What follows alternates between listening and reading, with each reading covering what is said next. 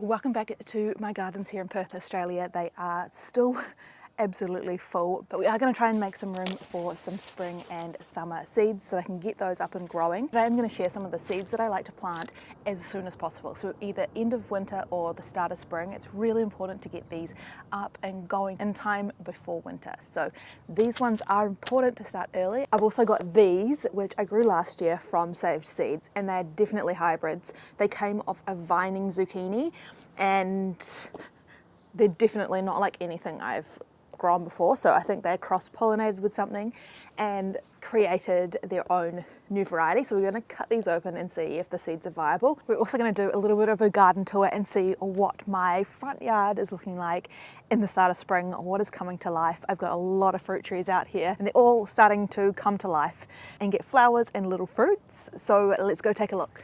The lime tree is producing lots of flowers and little limes. Down here, look at the beautiful purple yarrow, which is part of my ground cover in this more contained garden bed. And down in here we have got a sapodilla. Mangoes are starting to flower. I'm just waiting for the weather to really warm up, and then I'm actually going to be pruning these because I want them to be low and bushy. So this one, you can see it's super leggy looking, pretty ratty. That's the graft there, and so I'm going to be chopping it more here so that it's low and not so lanky. But because mangoes can get diseases, I'm waiting for the weather to warm up before I do any cutting on that. The feijoa is starting to burst into new growth, which is going to have flowers on it. The blood orange, lots of flowers, lots of new growth. And super exciting, on this blood orange I've grafted a pomelo, and that is also flowering as well. So look at the size of those flowers there. That's part of the pomelo graft compared to the blood orange ones. So down here I had New Zealand spinach. I also had my jonquil bulbs, and I've pruned everything down here and chop and dropped it for the fruit trees. So that's all going to come back to life soon, and I can just start getting a few rounds of mulch in before summer. This is my double grafted feijoa, so I've got two different types. I've got the white goose here and the duffy on the bottom layer, and my lemonade tree, which is covered in aphids, but also lots and lots of ladybugs. So you can see 1, 2, 3, there's so many, and they're making more. So there is some ladybug eggs there, those little yellow things. And the reason that I have so many ladybugs on this tree is because when I noticed that this had aphids, I didn't immediately try and hose them off or remove them. I've let them just be, and ladybugs showed up because there's a food source, and then if there's a good food source for them, they're going to lay eggs and breed more ladybugs. So that's what's happened. There's lots of eggs, there's lots of ladybugs, and they're coming in to eat the aphids and then go out throughout the rest of my garden over the summer season. So I'm really happy about that. This tree is super hardy, it's really strong, it's well established, so some aphids on it aren't going to kill it off or probably even slow it down. This is one tough cookie. So if this was a little tree, I'd definitely be hosing them off so all the energy didn't get sucked out of that little tree. But this one, I'm letting go to be a little ladybug breeding area. And on the end here we have another mango. That one is the king Thai. So we've still got a few purple brassicas in here to go. You can see radish is going to flower. Still got lots of chard. The bees are loving all these radish flowers. You can see my sweet pea in here starting to climb up, and I've just got a string line to give it something to hold on to. And hidden in here, which I need to tidy up, is my other nashi pear So there's one on this end, one on the other, and down here we've got my black maru grape again. I need to give it a good tidy up from the monster Romanesco. My tallest grape so far is nearly halfway up the arbor is the flame, and then on this side I've got Sultana, which is starting to take off as well. So my grape down here is starting to burst, so that one's going to grow up here. This is a plum with an apricot grafted onto it, and it's just starting to push a few buds now. I've got a poppy growing down here. My multi-grafted plum has got a few flowers popping off on some of them, but not a lot of movement on this one yet. My mango, which is looking ratty, but that is going to get absolutely cut off as soon as we get some much warmer weather. Beautiful rainbow chard in here. Get rid of some of these radishes. There's some space here, and some self-seeded tomatoes already popping up on that corner.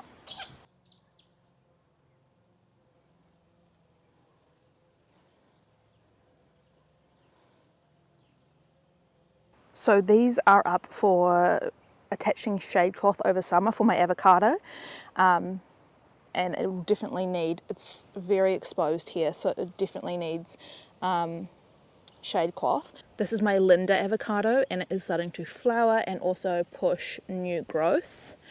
I have pruned off a lot of this New Zealand spinach and just chopped and dropped right where it is to add some more mulch into the soil and just make sure that it's not touching the trunk, because we don't want any rot around the base. And you can see over here a lot of my chop and drop, just putting as much green material and nutrients back into the soil as possible to cover it before summer. My Indian blood peach has not woken up at all by the looks of it. I don't have a lot of peaches, but this Indian blood peach is still completely dormant. The guava pushing all new growth. This is my Hillary white custard apple, starting to push some new growth as well. And I've kept these branches down here because I wanted some material to use to graft onto some of my seedling rootstocks. So eventually that will get cut off, because obviously it is too low. If I got fruit on this, it would be just touching the ground. But just keeping it here until I'm ready to use it for grafting material. Lots of Queensland arrowroots starting to really take off now we're getting warmer weather. Blood orange. This is my Bullock's Heart seedling custard apple, and it's definitely getting battered in the wind, but has got new shoots. Has got some new shoots coming along.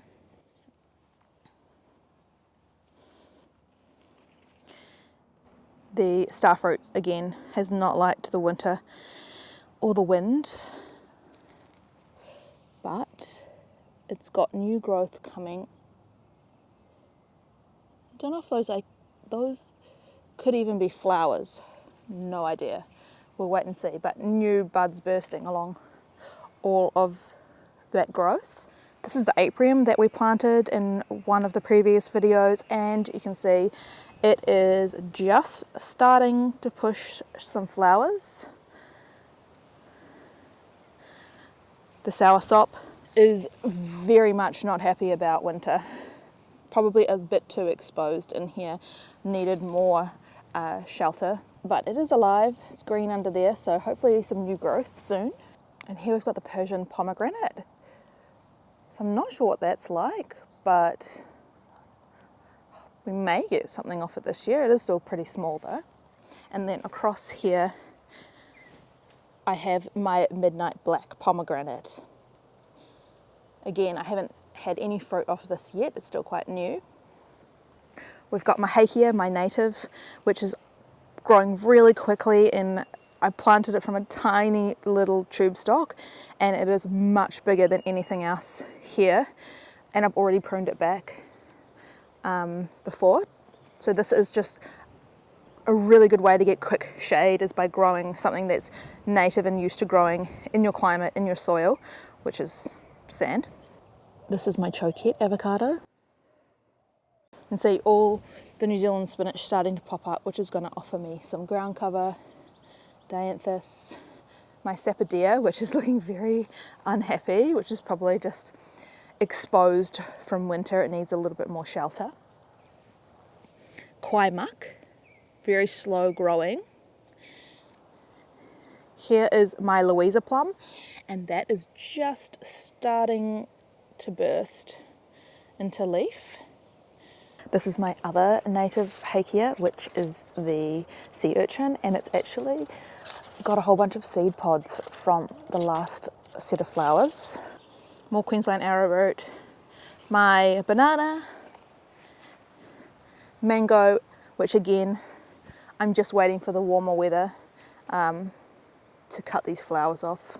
My custard apple, that's my Paxton Prolific. So this is my little custard apple corner. I've got Paxton Prolific, Hillary White, Bullock's Heart, and then I do have an African Pride down here. My Nashi pear has not moved yet. Still pretty dormant. Lots of radish. A lot of this is going to go to make room. And my little seedling papaya that I just popped into the garden bed because I had nowhere else to put it. And it's turning out to be like a little dwarf. My driveway patch, this is my nectarine, the low chill nectarina, and it is completely finished. It's ready for a net now, so it's got a few flowers still popping, but the little fruits have started to form, so it's important that I get the net on it very, very soon to stop fruit fly.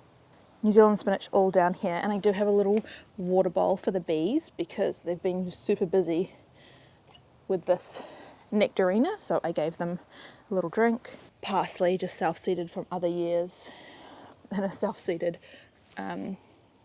red celery. The kiwi fruit hasn't quite woken up yet.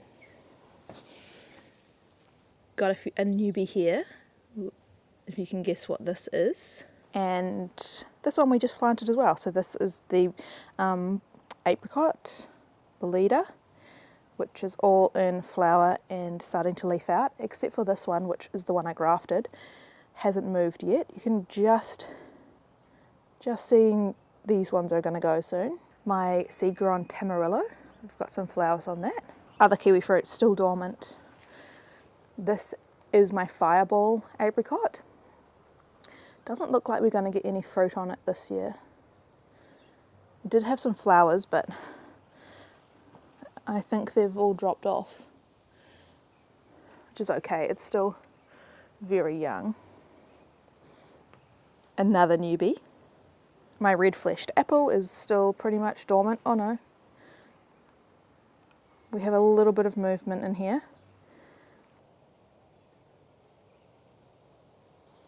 So the gardens are still chock-a-block full of food and plants, so I'm not starting from scratch in my garden beds. So what I do is I go through and I thin out some of these, especially some of the ones that have gone to seed.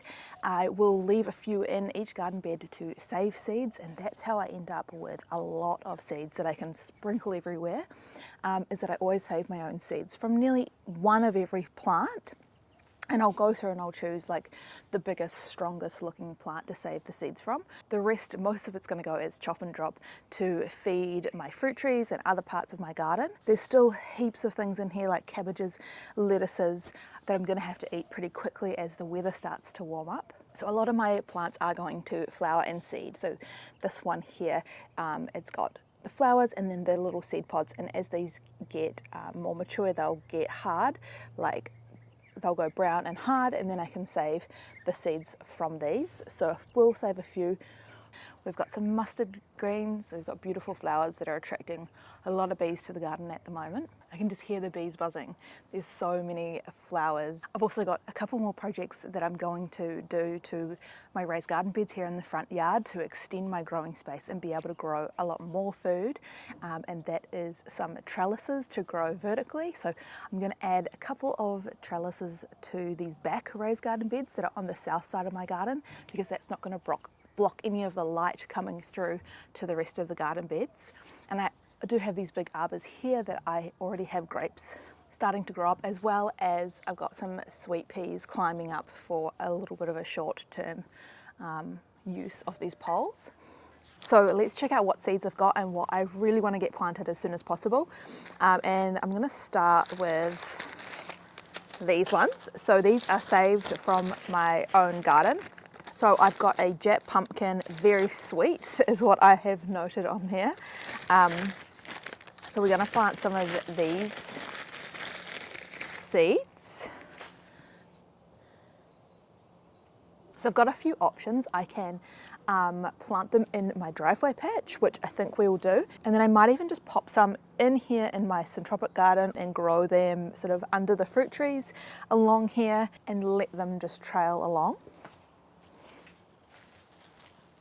So this is my driveway patch, and this was created originally to grow pumpkins, so that I had space to let them go, and then over time I've ended up filling it with fruit trees. So this is now my deciduous fruit tree orchard, and we've got apricots, got 2 apricots, I've got a nectarine, an apple, another little apple I stuck in here, and some kiwi fruits growing up the arbour.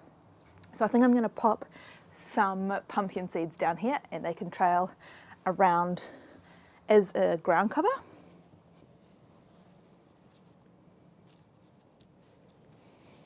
And just pop a few in different places. I'm also going to pop some in here somewhere. I think down in here I'll pop a couple.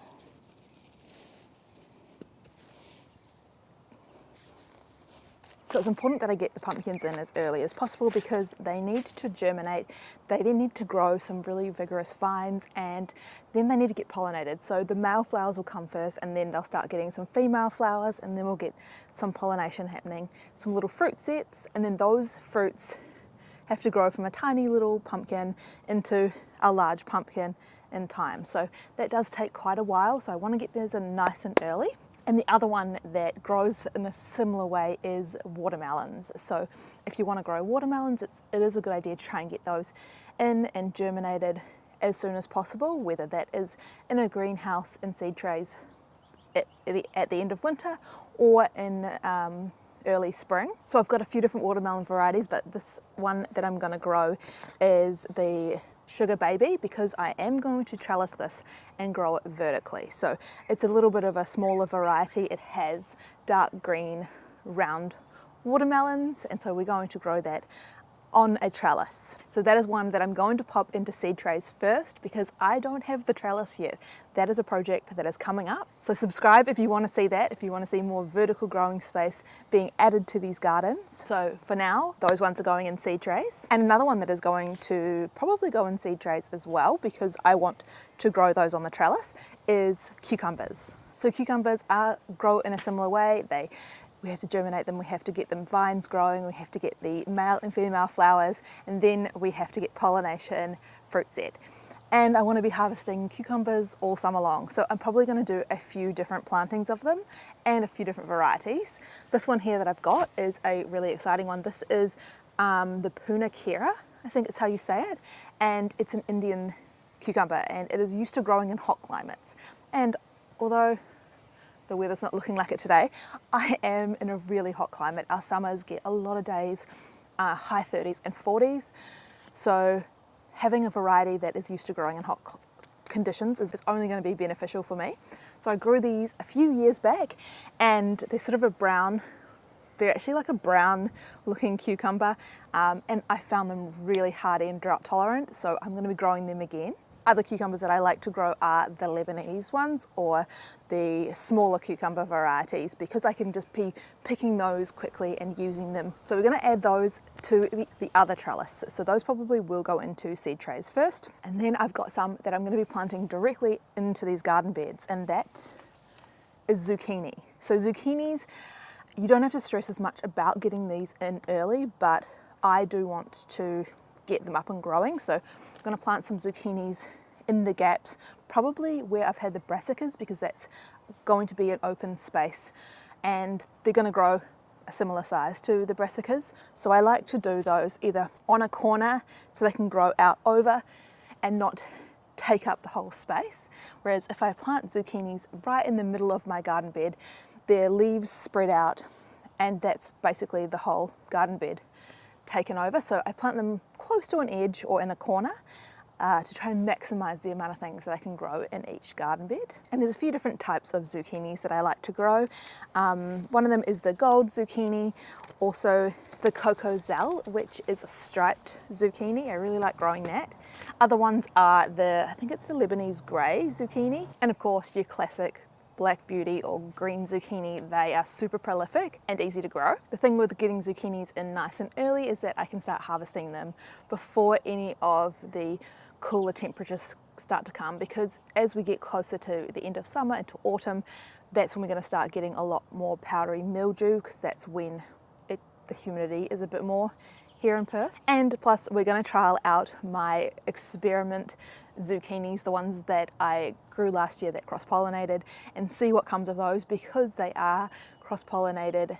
Who knows what they're going to come out like. They did grow on a vining plant last year, so I assume they're probably going to be similar, so I'm going to factor that into where I plant them, somewhere where that they can trail along or climb up.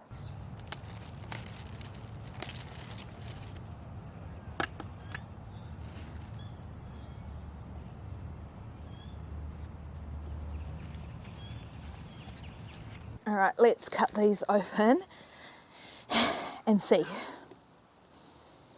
I don't know which way is easier to cut.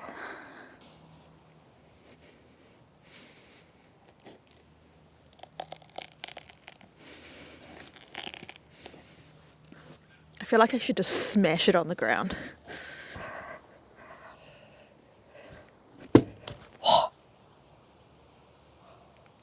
Oops. Well, that worked. And we have seeds. Look at this. This is definitely looking spaghetti squashish. Spaghetti squash. Look at all these fibres. And so many seeds. I reckon this is like part spaghetti squash. That's exciting. We're going to be planting these.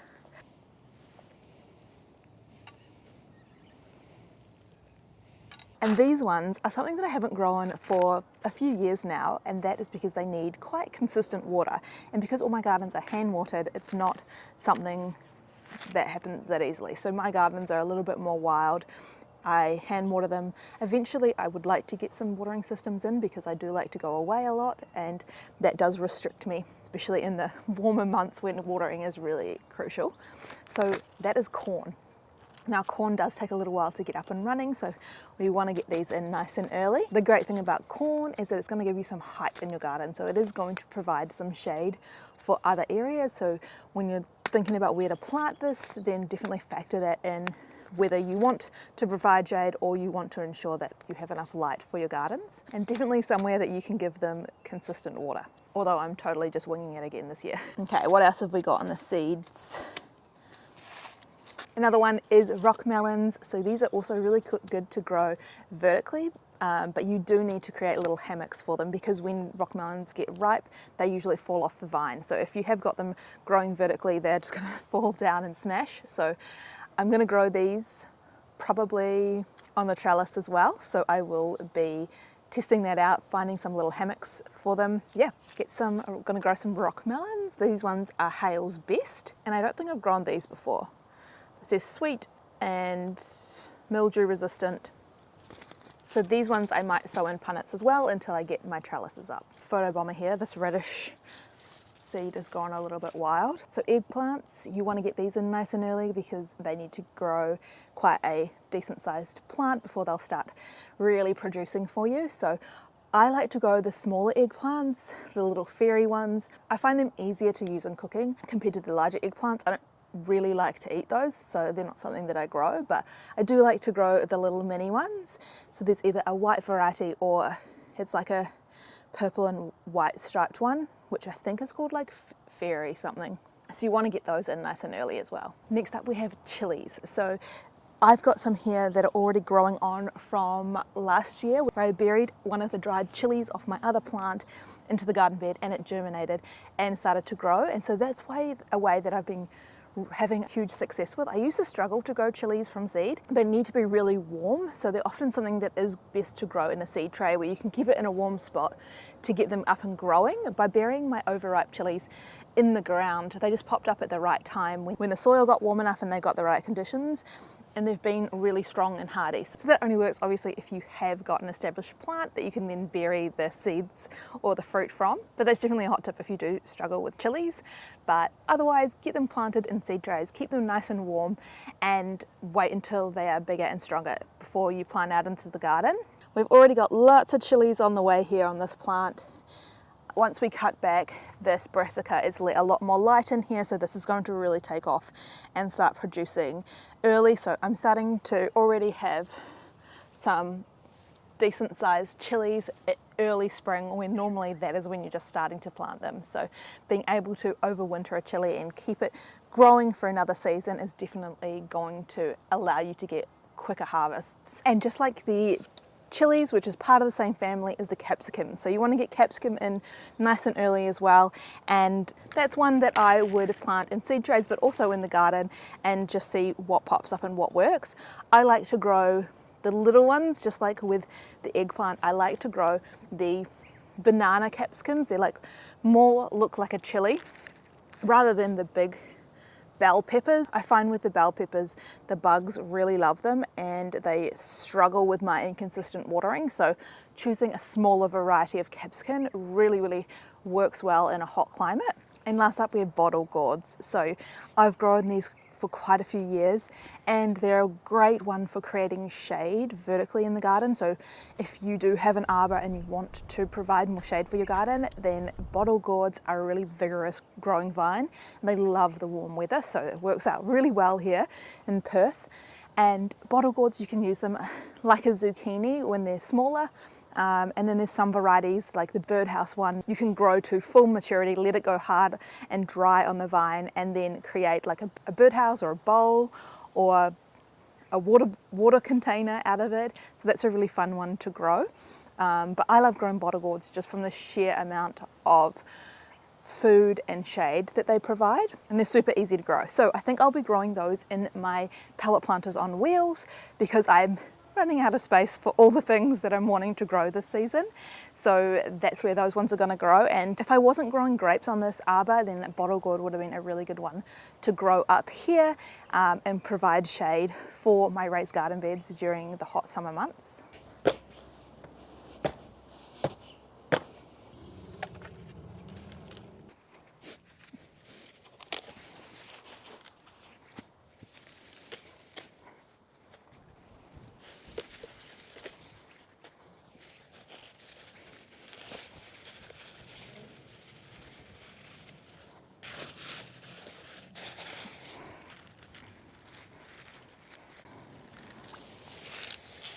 So I designed this garden that I would have rows here that I could lay any of my chop and drop down. So I can compost in the garden bed. Done. Easy.